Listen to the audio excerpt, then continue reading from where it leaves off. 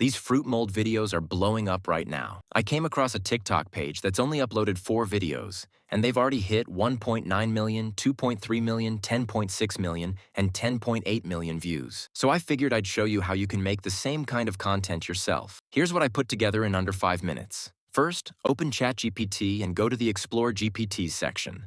Search for fruit mold generator and open it. Once you start it, it'll give you 10 different fruit mold ideas. You can either pick one of those or type your own. I went with an orange. After that, it gives you 2 things, an image prompt and a video prompt. Copy the image prompt and head over to Google Flow. Choose the Nano Banana 2 model.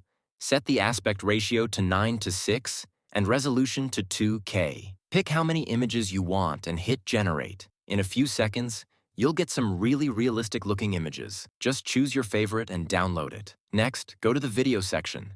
Select your resolution, upload the image as your starting frame, then paste the video prompt you got earlier. Hit generate, and within seconds, your video is ready. If you want more ideas like this or other viral AI content niches, don't forget like and subscribe.